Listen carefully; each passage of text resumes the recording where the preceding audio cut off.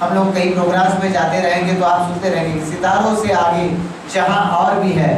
और हम सभी लोगों की शुभकामनाएं हैं, आपके सारे पेरेंट्स की, स्कूल की शुभकामनाएं आपके साथ में है कि इन सारे कॉम्पिटिशन्स में आप सभी को कामयाब करना है। कि आज तक आपने जो कामयाबी हासिल की उसके पीछे कौन था, इसका हम कहीं ना कहीं एनालिसिस करें और फिर आगे जिस किसी मुकाम पर आप जाना चाहें उस मुकाम पर जाने के लिए इन सभी लोगों का साथ यूं ही बना रहे और उसी के साथ साथ कुछ और नए लोगों को हम जोड़ते जाएं। तो इसके लिए हम सभी को मिलकर काम करना होगा। आज 10वीं 12वीं कक्षा में आप कामयाब हुए हैं, मैं आप सभी लोगों को शुभकामनाएं देना चाहता हूँ, आप सभी लोगों को कॉन्ग्रेचुलेट करना चाहता हूँ। पर उसी के साथ साथ आपके पेरेंट्स, आपके स्कूल के टीचर्स, प्रिंसिपल, उन सारे लोगों को भी मैं मुबारकबाद देना चाहता हूँ, उनको भी कॉन्ग्रेचुलेट करना चाहता हूँ कि उन सभी का योगदान कहीं ना कहीं आप सभी की कामयाबी में है। आज आप एक मकाम पा चुके हैं, आगे आने वाले समय में हमको हर वक्त कामयाबी की ओर आगे जाना है।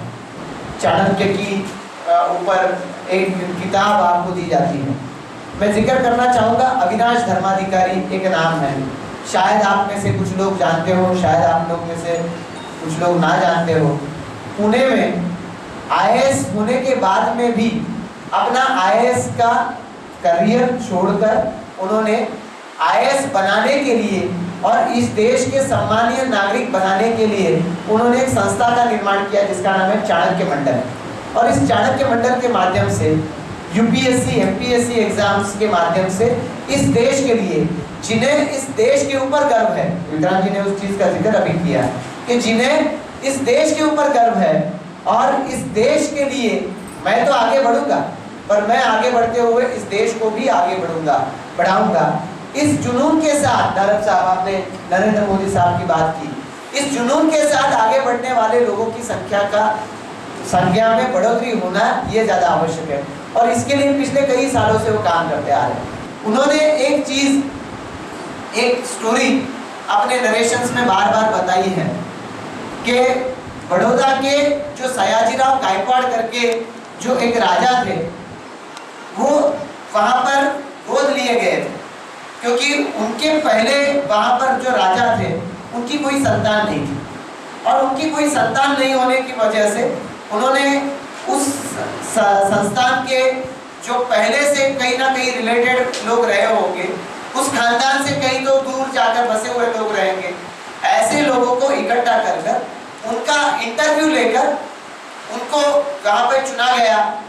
तो चुनते वक्त उन्होंने जितने सारे बच्चे बुलाए, हर बच्चा जो वहां पर गया, हर बच्चे को इंटरव्यू लेने के लिए जो पैनल बैठा था, उस पैनल ने एक सवाल हरदम पूछा। हर कोई अलग अलग परिस्थिति से आया, कोई गरीब परिस्थिति से था, कोई ठीक परिस्थिति से था। हर परिस्थिति से गया हुआ बच्चा एक एक करके जब इंटरव्यू के लिए अंदर जाता था, तो इंटरव्यू के लिए अंदर जाते वक्त उन बच्चों को एक सवाल जरूर पूछा जाता था कि क्यों आए हो यहाँ पर। तो अगर जो भी कोई बच्चा जाता वहां पर, उसको पता था कि इंटरव्यू क्यों लिया जा रहा है, उसको वो सवाल पूछा जाता क्यों आए हो, तो उस सवाल का जवाब देता था कि हमें बहुत सारा दूध पीने को मिलेगा, इसके लिए हम यहाँ पर आए। कोई जवाब देता था कि बहुत खाना खाने को मिलेगा, इसके लिए हम यहाँ पर आए। कोई जवाब देता था कि बहुत पैसा मिलेगा, इसके लिए हम यहाँ पर आए। सयाजीराव जी को जब ये सवाल पूछा गया कि क्यों आए हो यहाँ पर, तो उन्होंने कहा कि राजा बनने के लिए मैं यहाँ पर आया हूँ। और जब ये जवाब उन्होंने दिया तब उन्हीं का चयन वहां पे कर दिया, क्योंकि आज आप सभी लोग यहाँ पर जो बैठे हुए हैं, आप सभी लोग अपने अपने जीवन में हरदम इस सवाल को फेस करते रहेंगे। आप एडमिशन के लाइन पे खड़े रहेंगे तभी इस चीज को फेस करेंगे।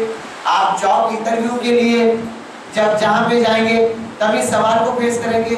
इंटरव्यू का आप सिलेक्टेड भी हो जाएंगे, कंपनी में काम करेंगे, कहीं अपनी खुद की कंपनी खोलेंगे, कहीं जीवन में किसी भी मुकाम पर जाएंगे, हरदम आप सभी से परिस्थिति ये सवाल पूछती रहेगी कि क्यों आए हो यहाँ पर। और उस परिस्थिति को और सामने पूछने वाले आदमी को आपने बहुत ही आत्मविश्वास के साथ ये जवाब देना है कि राजा बनने आया हूँ और राजा बनकर दिखाऊंगा। ये जवाब जिनसे हरदम आप देते रहेंगे, मैं समझता हूँ कि कोई भी परिस्थिति होने दीजिए, हरदम ये जरूरी नहीं है विक्रांत जी कि परिस्थिति हमारी एक जैसी रहे।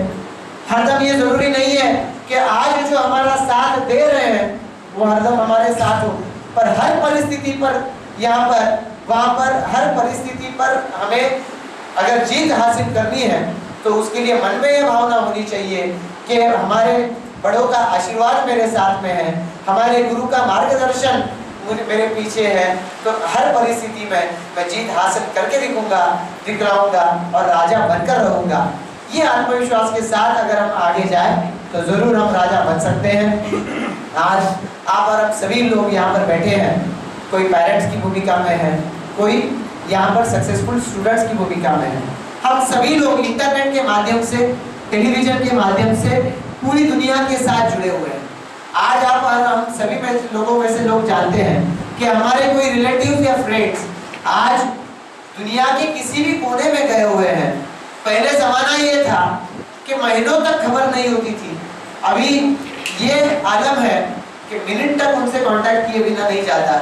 ये हमारी आज की टेक्नोलॉजी की बदौलत आज आप और हम सभी को नसीब है कि हम एक दूसरे के साथ में हरदम जुड़े हुए हैं। इस टेक्नोलॉजी की ही वजह से हम दुनिया में क्या हो रहा है इससे भली-भांति वाकिफ है, हम जानते हैं कि क्या हो रहा है।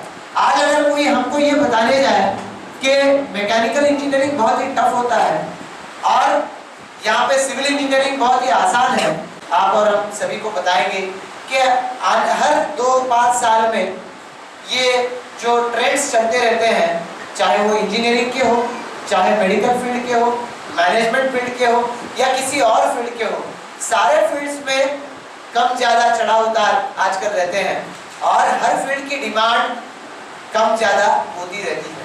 आज मैनेजमेंट के हर कॉलेजेस में आप जाइए, पहले डोनेशन लेकर लोग जाना चाहते थे, आज फीस तक देकर जाने के लिए वहाँ पर लोग तैयार नहीं है। आपको और हमको, हर एक को अपनी रुचि किस फील्ड में है उस फील्ड में जाने के लिए हमको प्रयास करना होगा और इसके लिए हमको जानकारी लेनी होगी। और ये जानकारी आप और हम सभी लोग जानते हैं कि बहुत मुश्किल नहीं रही है, आप और हम सभी लोग ये जानकारी ले सकते हैं और ये जानकारी लेकर हम जिस फील्ड में रुचि रखते हैं ऐसे फील्ड में अगर हम आगे जाए तो मैं समझता हूँ कि हम कामयाब बन सकते हैं। आप हम सभी लोग खारघर में रहने वाले लोग हैं, नवी मुंबई के क्षेत्र में रहने वाले लोग हैं। इस क्षेत्र में रहते हुए आने वाले समय में ये पूरा क्षेत्र एजुकेशनल हब बनने जा रहा है। एजुकेशनल हब बनकर हम एजुकेशनल हब से हमारा ज़्यादा से ज़्यादा क्या फायदा करा सकते हैं। हम इस क्षेत्र के लिए, अपने लिए तो काम हम सभी लोग करने वाले हैं, पर इस क्षेत्र के लिए क्या कर सकते हैं, इस क्षेत्र में आगे जाकर हम कैसे टॉप कर सकते हैं, ये हम सभी को मिलकर सोचना होगा।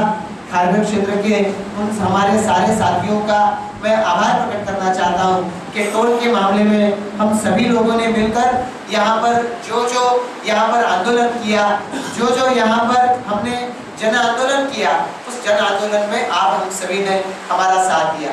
आज और कल के अखबार आपने अगर पढ़े होंगे तो कोर्ट तक ये कह रहा है कि क्या आवश्यकता है टोल पर, यहाँ पर टोल के लिए सब लोग को छूट देने की। कोर्ट ये कह रहा है, उसका जवाब कल गवर्नमेंट दे देगी। ये ऑनगोइंग प्रोसेस है, चलता रहेगा। पर गवर्नमेंट ने ये निर्णय ले लिया है कि हम इस राज्य की जनता के ऊपर बहुत ज़्यादा भार नहीं डालना चाहते। पर ये सोच निर्माण कब कैसे हुई, जब आप और हम सभी ने मिलकर इस टोल के खिलाफ कहीं ना कहीं अपनी आवाज़ यहाँ पर उठाई। आज हम सभी लोग यहाँ पर बैठे हैं, चाहे स्टूडेंट्स होने दीजिए, चाहे यहाँ के नागरिक होने दीजिए, आप और हम सभी के मन में जो चीज़ खटकी है, जो कहीं ना कहीं हमारे मन में एक ख्याल आता है कि नहीं ये कुछ सही नहीं हो रहा है, इसके खिलाफ हमको आवाज़ उठानी चाहिए, इसके ऊपर हम कुछ सुधार लाना चाहते हैं। सुधार बाहर से कहीं से नहीं आने वाला है, हम सभी लोग मिलकर जब काम करेंगे तब ये सुधार आएगा। टोल के ऊपर हमने अपने लिए निर्णय लिया, भारतीय जनता पार्टी और अलाइड जो पार्टीज है इन्होंने निर्णय लिया नहीं, ये जनता की सही मांग है, इसके ऊपर हम निर्णय लेंगे। और सरकार ने निर्णय लिया, गवर्नमेंट और वही कोर्ट को जो भी जवाब देना है वो जवाब दे देगी, पर ये निर्णय अभी हो चुका है। तो इसी तरीके से आने वाले समय में स्टूडेंट बनकर हम अपनी लाइफ में जब भी आगे जाएंगे, जो चीज़ हमें पसंद नहीं आएगी उसके खिलाफ कहीं ना कहीं हमको आवाज़ उठानी होगी, और जब हम ये आवाज़ उठाने की ताकत रखेंगे तभी वो ताकत एक बनकर आगे आएगी। अभी हमने सब लोगों ने मिलकर साथ में निर्णय लिया है कि सड़कों के माध्यम से जो सुविधाएं हमको मिलनी चाहिए, रोड्स, पानी, ये ऐसी सुविधाओं के लिए भी हमको झगड़ना पड़ता है। Public amenities, garden, ground, hawkers plaza या फिर उससे ज़्यादा जाके लाइब्रेरीज और स्पोर्ट्स कॉम्प्लेक्सेस, ये हम कब मांगेंगे और ये हमें कब मिलेगा, इसके लिए भी कहीं ना कहीं हमको आवाज़ उठानी चाहिए। तो क्यों ना हमारी एक लोकल बॉडी बने, और इसके लिए महानगर पालिका की डिमांड हम सभी ने मिलकर की है, और आपका अगर साथ रहा तो महानगर पालिका खारघर से लेके पनवेल तक इस पूरे क्षेत्र की महानगर पालिका बनकर रहेगी। उसके लिए आप सभी लोगों का साथ मुझे जरूर चाहिए। मैंने इस चीज़ का जिक्र इसके लिए किया है कि ये तो आप सभी लोगों से जुड़ी हुई बातें हैं। आने वाले समय में हमको जिस परिस्थिति में बदलाव चाहिए, उस परिस्थिति को बदलाव करने के लिए कोई बाहर से नहीं आएगा, हमको अपने बलबूते पर ये सारी चीज़ों के लिए झगड़ना होगा, लड़ना होगा। अगर लड़ने की आवश्यकता है तो लड़े, नहीं तो जिस चीज़ की मांग रखनी है, अगर उस चीज़ की मांग रखने के लिए भी हम सोचें कि कोई बाहर से आए तो जीवन में हम आगे नहीं बढ़ पाएंगे। स्टूडेंट बनकर आज आपने कामयाबी की तरफ एक पहला कदम उठाया है। हम सभी लोग ये चाहते हैं कि आप आने वाली जिंदगी में हरदम कामयाब होते रहे, और इसके लिए परिस्थितियों से जूझना पड़ेगा। इसके लिए हम सभी लोग आपके साथ में इसी तरीके से बने रहेंगे। खारघर आने वाले समय में और ज़्यादा डेवलप होता रहेगा। खारघर के इर्द गिर्द का परिसर, चाहे एयरपोर्ट आने दीजिए या एयरपोर्ट से अलाइड इंडस्ट्रीज यहाँ पर आने दीजिए, इन सारी परिस्थितियों में इस क्षेत्र का बदलना अनिवार्य है। परिस्थिति बदल कर रहेगी। हम सभी को अपने आप में सोचना है कि बदलने वाली परिस्थिति में मैं कहाँ होगा, और जब इस सोच विचार पर हम लोग काम करेंगे और इस सोच विचार के साथ में आगे बढ़ते हुए अपने बड़ों की मदद लेंगे, अपने हमारे सहयोगियों का साथ लेकर हम आगे बढ़ेंगे, तो हरदम इस परिस्थितियों के ऊपर हम लोग को राजा बनकर ही काम करना है। और ये राजा बनने के लिए आप सभी लोगों को मेरी ओर से ढेर सारी शुभकामनाएं हैं। आप जिस स्कूल को रिप्रेजेंट कर रहे हैं, उस स्कूल के सारे टीचर्स, प्रिंसिपल्स, इन सभी लोगों को मैं धन्यवाद देना चाहता हूँ। पाटिल सर ने यहाँ पर अपनी बात रखी। खारघर में अलग अलग स्कूल्स के माध्यम से अपने स्टूडेंट्स को बहुत ही अच्छी तरीके से निखार कर परिस्थिति से ऊपर लाने की कोशिश हो रही है। न सिर्फ एजुकेशनल या एकेडमिक फील्ड में, स्पोर्ट्स, कल्चरल या फिर सारे फील्ड में अपने अपने स्कूल के बच्चे आगे उभर कर आए, ये कोशिश खारघर के सारे स्कूल्स की है। और इसके लिए एज एन एमएलए मैं और यहाँ पे विक्रांत जी, दारक जी या फिर हमारे सारे सहयोगी बैठे हुए हैं, हमारी ओर से जो मदद इन स्कूल्स को हो सकती है वो करने के लिए हम हरदम तैयार हैं। आने वाली 28 तारीख को हम लोग ये कैंप यहाँ पर ले रहे हैं। 28 तारीख को खारघर में किसी एक स्कूल में ये कैंप का आयोजन हम कर रहे हैं, जिसके माध्यम से सारे सर्टिफिकेट्स, डोमिसाइल सर्टिफिकेट से जो सारे सर्टिफिकेट आपको और खारघर के बच्चों को लगे वो देने के लिए हम लोग एक कैंप का आयोजन कर रहे हैं। इसी तरीके से अलग अलग कार्यक्रमों का आयोजन हम हरदम करते रहते हैं। अलग अलग कार्यक्रमों के माध्यम से खारघर और खारघर के लोगों को सहूलियत मिलती रहे, इसके लिए ये कार्यक्रम हम लोग करते रहे हैं, आगे भी करते रहेंगे। भारतीय जनता पार्टी के माध्यम से अलग अलग कार्यक्रमों का आयोजन हम लोग हरदम करते रहेंगे। उम्मीद ये है कि आपको जो भी सुझाव देने हैं वो सुझाव आप दीजिए। आपको जहाँ पे प्रोग्राम के आयोजन में शामिल होना है उसमें आप आइए। विद्यार्थी या उनके पेरेंट्स आज जो यहाँ पर बैठे हैं, हम लोग ये प्रोग्रामों का आयोजन कर हम लोग अपने आप को प्रोजेक्ट करने की बात नहीं कर रहे हैं, हम आपको प्रोजेक्ट करना चाहते हैं। और इस प्रोजेक्शन के माध्यम से आने वाले समय में हम और आगे बढ़ते रहें। मराठी में एक कहावत बहुत ही आम तरीके से यूटिलाइज की जाती है, हर स्पीच में हम लोग बोलते रहते हैं कि देणाऱ्याने देत जावे, घेणाऱ्याने घेत जावे, आणि घेणाऱ्याने घेता घेता देणारे हाथ द्यावे। देने वाला देता रहे, लेने वाला लेता रहे और लेने वाला लेते लेते एक दिन देने वाले के जो देने वाले हाथ हैं वो ले ले। कि हम आज भारतीय जनता पार्टी के माध्यम से कार्यक्रम का आयोजन कर रहे हैं। हम लोग उन स्टूडेंट्स को फेलिसिटेट करना चाहते हैं जो आज कामयाबी के एक मकाम पर है। आज उन बच्चों को जरूर ये लगता है कि मैं अपनी स्कूल में फर्स्ट आया हूँ तो कहीं ना कहीं मेरी सराहना होनी चाहिए। और मैं सच बताऊं कि कोई मेरी तारीफ करे तो मुझे बहुत खुशी होती रहती है, पर चेहरे पर मैं दिखाई नहीं देने देता कि हाँ मुझे बहुत खुशी हो रही है। इसी तरीके से हम आमतौर पर जिंदगी में भी जब कभी कामयाबी की एक सीढ़ी पर चढ़ते हैं तो हम हरदम चाहते हैं तो कोई तो कहे यार बहुत अच्छा लगा, तू इतना मुश्किल था तेरे लिए ये सब कुछ पाना, पर तूने आज यहाँ पे कामयाबी हासिल की है तो इसके लिए हम तुम्हें कॉन्ग्रेचुलेट करते हैं। ऐसा जब कोई भी कहता है तो हमको मन में बहुत उसका आनंद होता रहता है। आज आपके मन में ये आनंद हो रहा है। हम ये सब लोग चाहते हैं कि आने वाले समय में जब आपको हरदम कोई कॉन्ग्रेचुलेट करने वाला मिले तो आप बड़े बनकर किसी एक स्टेज पर पहुंचे और उस स्टेज पर जाकर आप भी ऐसे प्रोग्राम के माध्यम से, आप भी छोटे छोटे प्रोग्राम के माध्यम से अपने इर्द गिर्द के लोगों को आगे बढ़ने का हौसला दें, आगे बढ़ने के लिए उनको अपना हाथ दें।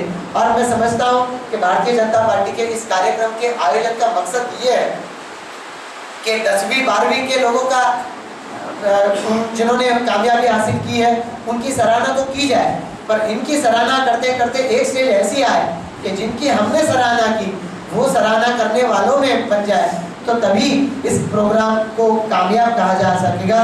हम सभी की ओर से आपको आने वाले समय के लिए आप जिंदगी में, जीवन में जिस करियर में जाना चाहे जरूर जाइए और वहाँ पे कामयाबी हासिल कीजिए। इस कामयाबी के लिए हम सभी की ओर से आप सभी को ढेर सारी शुभकामनाएं। आप सभी आगे बढ़कर जीवन में अपने परिवार का, अपने स्कूल का, कॉलेज का, हर घर का नाम रोशन करते रहे, वही आज के प्रोग्राम का मकसद है।